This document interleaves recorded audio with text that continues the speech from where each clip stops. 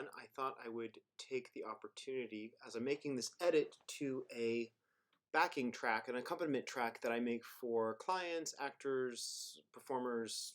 I guess they're all clients. I get hired to do this work every now and then. So we have Phantom of the Opera for a wonderful performer, Patrick Dunn, who has done Phantom on tour and Les Mis on tour, and he wanted to change up some of the rep that he does in concerts. So he sent me a medley, a couple medleys, and here we have this moment in the Phantom. Now, what I've explained in the past to people as I work on this is these notes that I'm putting in the score here, his sort of keyboard showing where everything is.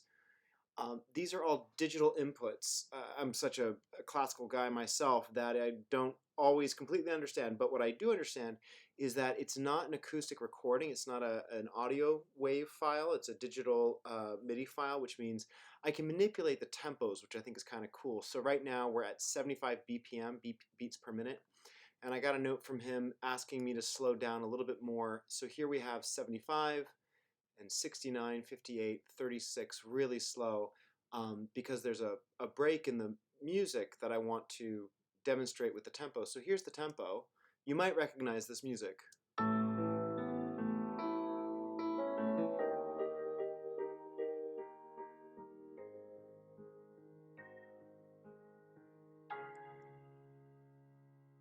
So that's the very end. Let your soul take you where you long to be. Way, way up in the stratosphere, as only he can do. Let me add the metronome in. So here's the metronome, a little click.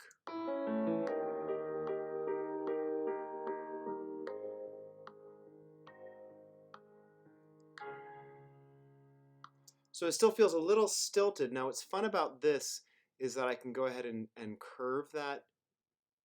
What I'm doing is the tempo. It even says move tempo curve. So if I go from 58 to 36, I can even turn this guy and turn that.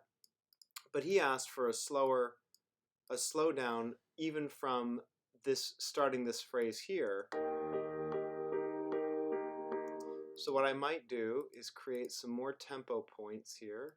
Might go ahead and lower that, and I'm going to grab this, all of these little changes of tempo. Let's just go ahead and make the whole thing a little easier, perhaps. As he said, he's got to breathe and the space and everything. Whatever they need. I'm going to slow all of this down, actually. Let's see if we can do this. So when I'm doing this work remotely, a lot of it is back and forth.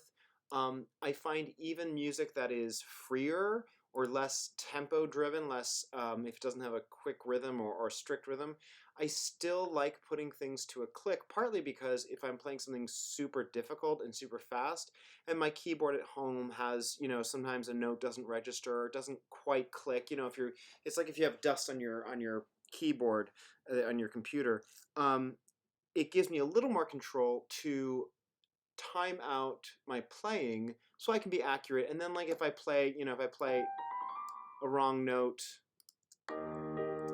like let's say, and I can also, this is great, I can change the velocity so I can make it changes the color. See how it gets red? It's like really loud and wrong. I can also make it really quiet, like blue, purple, which I kind of like.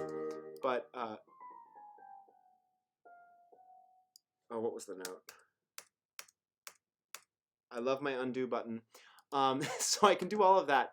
So now, let's see, and I'm going to just so we're just shaping this. I love being able to see time on the page, so to speak, because time is not something we can see. We feel time, and right now I'm creating the feeling of it slowing down. So here we go. We'll back it up. This is, what is he saying here? He's saying, let your mind start a journey through a strange new world. Leave all your thoughts of life.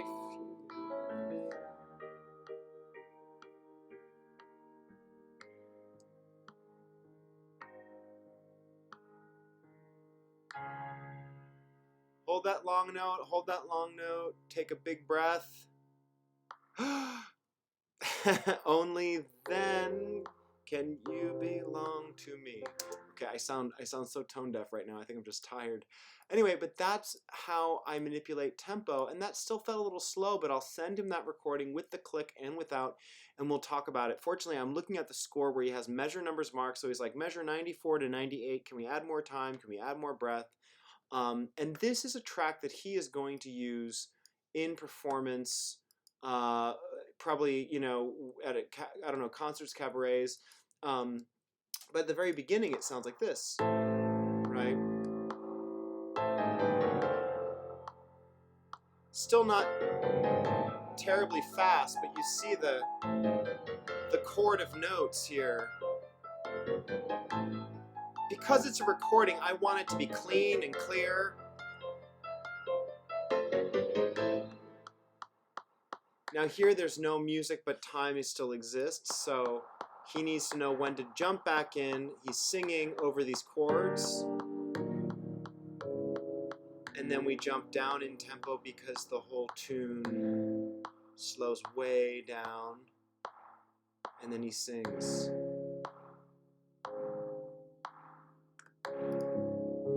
And if there's any fans of Phantom out there, Phantom fans, please feel free to sing along. Okay, that's the video. Enjoy. Talk to you all soon. Let me know what else you'd like to learn about, hear about, questions you might have about some of the recording process and doing all of this wonderful music remotely. All right, bye.